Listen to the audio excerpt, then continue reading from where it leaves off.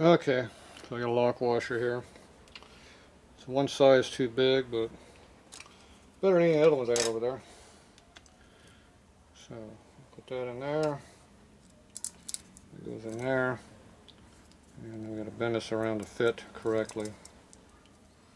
Not sure what I'm going to need yet. A little bit of purple Loctite back over here again.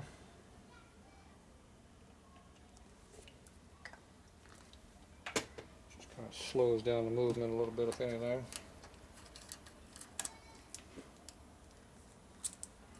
I'm sure we're going to probably have to bend this thing around a little bit.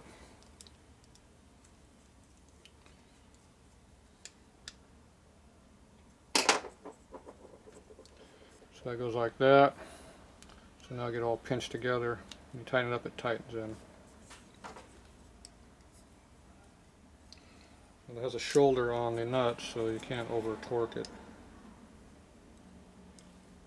Theoretically. Okay. So there's our float bowl. This goes in there like that.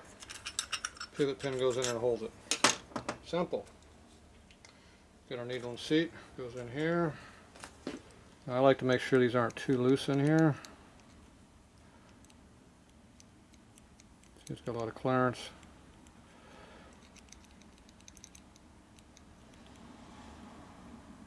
So it's not even hitting against the top of that, it's bottoming out down here. So this is a little bit too far up.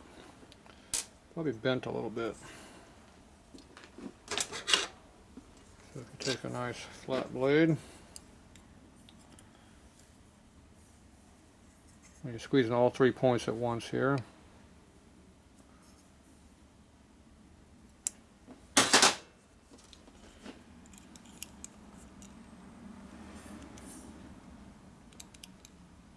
Now the top is actually doing something like it's supposed to do. It's still free, but it's hitting better. It's not hitting just that one surface anymore. Okay.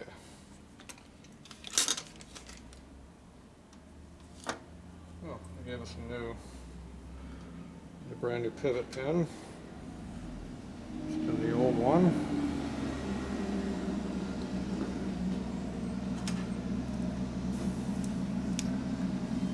'92, '91. This one's 1 thou bigger. I'm gonna use the old one. It doesn't seem like much, but it makes a difference. 1 thou in a small hole is a lot.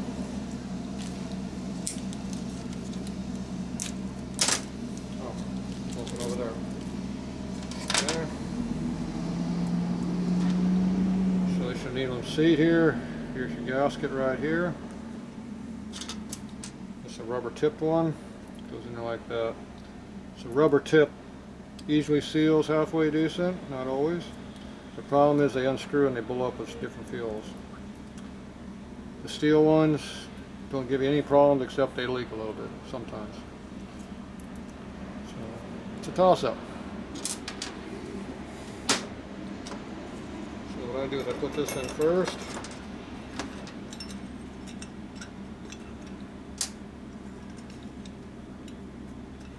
Get the needle in there.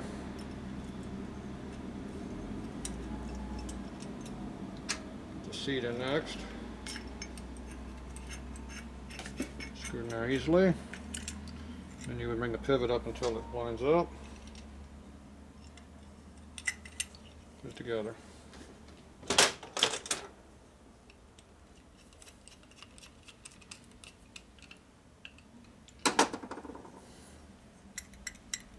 And you take your float level and see if it's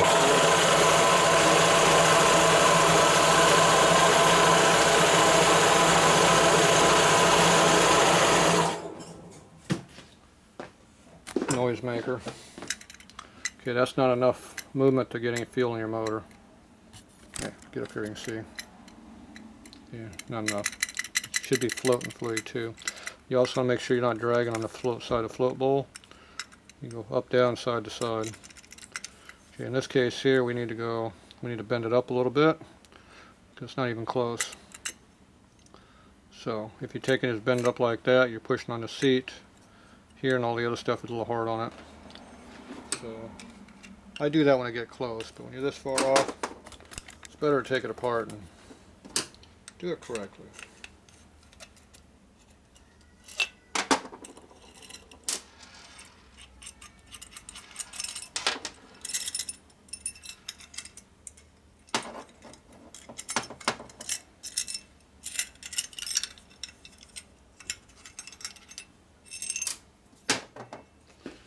Okay, so we need to bend it up. So instead of taking this all apart,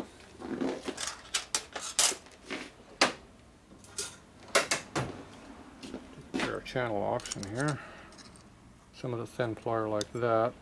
When you're not bending on the float, don't bend on here, bend on the pivot. And you bend it up a lot.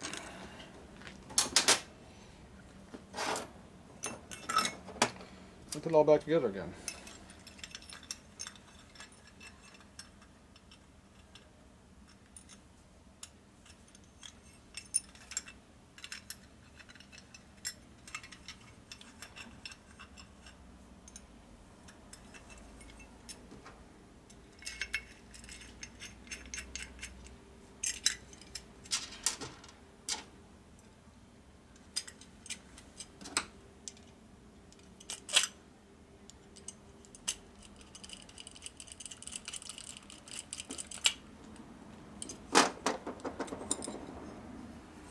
See, now we're a lot closer.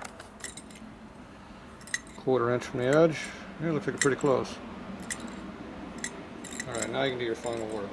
So first I'm going to tighten this up all the way.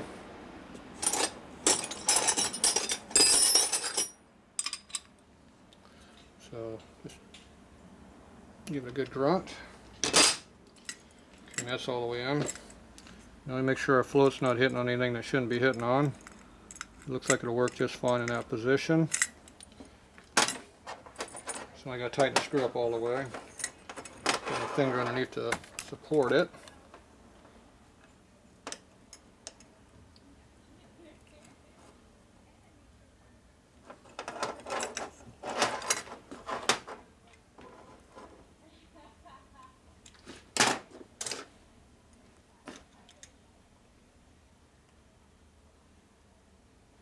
Okay, torque. Make sure you're not hitting on anything. So we're a little bit under a 1/4 inch right now. Damn it. So it's a little bit too much right now. So what I do is I just hold it on the top here, my finger, push on the bottom a little bit. Get it back to your 1/4 inch. Basically, if the float's flat, you're probably pretty close. The float should be set up even also, where it's relatively flat in the bowl. Shouldn't be at a real heavy angle or anything. So, yeah, that looks pretty close to me. I'm good with that. Now, sometimes you got to come back in a few miles and retorque your screws because all this stuff settles a little bit. Nobody really does that unless it's a problem, but it doesn't hurt.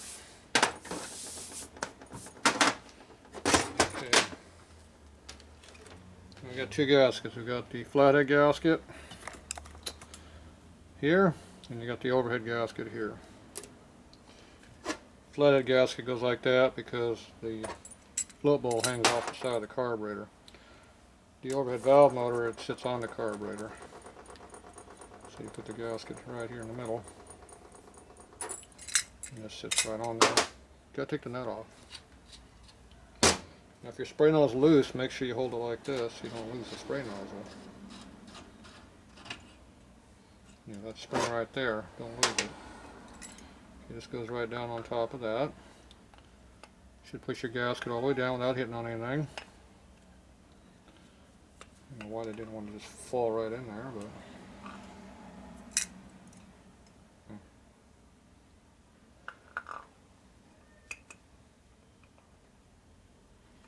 springy.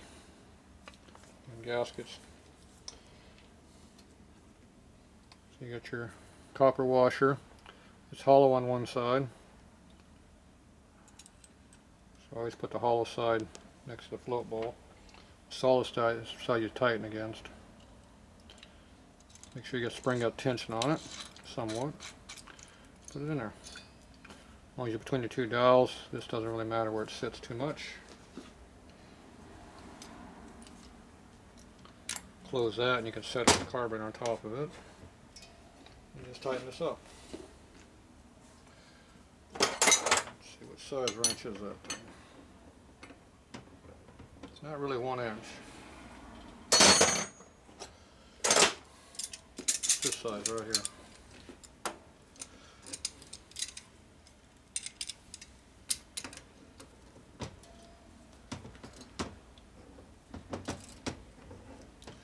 And just tighten these up a little bit.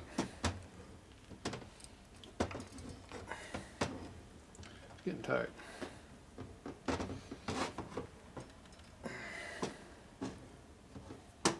As you come back and tighten them on the carburetor or on the bike. It's pretty tight. Once again, you have to come back and retorque it because it'll compress on you further from age. Okay, so now make sure this is nice and freely working again, just like it's supposed to. You just have to work freely. Make sure the choke goes up and down like it's supposed to. So that all works like it's supposed to also. And so when you look through it, you should be able to see right through it pretty easy. Both directions, this is the side, the working side.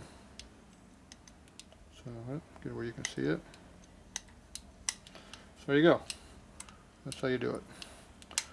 Nice carburetor. So next we got the rough adjustments in there. Now to make your throttle get full throttle over here, you have to bend this arm back and forth a little bit. If your throttle doesn't have enough stroke, move it in. The closer you get to the pivot, the more it moves side to side with the same amount of cable movement. The more you bend it out this way, the slower it gets. So this one here looks like it's bent over pretty far this way. It might have to be bent up to get full throttle. It might not get full stroke, which means when you go all the way, it doesn't quite go all the way. It might not go this way, maybe this close over here, which is not full, see? When you got it closed, you want to make sure it pushes hard against the stop. That way you know it throttles down. Otherwise, it just kind of floats there. You know, the old internal throttles have a lot of slop in them, so that's a problem getting full throttle. So like I said, just bend this thing over a little bit, and the closer you get to the center point, it'll give you that stroke you need. The problem is you got the motor mount right up in here, and they get real tight up in here, so sometimes they hit. You have to play around a little bit. This one looks like it's bent down, which means it's bent further this way. You might have to go that way to make it full throttle. So I'm going to let him do it because he had to set up on his bike. I don't know what his bike clearance issues were, so like I said, the motor mount is up in this area pretty close. So one way of getting around that is put a spacer on it. Now before you put your carburetor flat on the table, make sure you close everything. So they have carb spacers here. That's what this is here. 1/4 inch thick spacer. That's a heat insulator and block, so it helps keep the carburetor a little bit cooler. And it moves it out, and that gives you room to get where you don't hit this on the motor mount, if you need it. So there's several different variations of these things made. So you can also just use a single gasket if that's what you want. Single layer gasket. Boom. My race bike, I just put it on straight. I don't do anything stupid. I ain't got time to worry about any of these other problems. But like I said, if you want to put the spacer in there, you got the spacer. This one here is a James spacer. So that's a phenolic spacer material. Looks like it's about 1/4 inch thick. Maybe slightly more. These are the regular gaskets. Thought I had another variation of that thing floating around. V-Twin just came out with a new gasket material. I don't see it here. It's a spacer, but it has steel in the center of it that actually seals against the carburetor. So it has like a U channel around the whole thing on the ID. I don't know how that's going to seal better than a regular gasket. Doesn't make sense to me. Phenolic material is hard. It doesn't move. So if you put 2 gaskets on this, it ain't going anywhere. If you got some kind of a U channel thing in there, it can squeeze it and get compressibility in there. I don't know what the reasoning for that is. Doesn't make sense to me. So anyway, the old phenolic material works the best if you need a spacer. Harley, they use like a cardboard type material, stacked up cardboard. Wasn't cardboard, but looked like that. Some kind of a layered gasket material. It was harder than gasket, but it looked like cardboard. Then he had a gasket on both sides. So either way you want to do it. And the other thing, if you want to get some extra power, is you use the Vortec. V-twin makes them.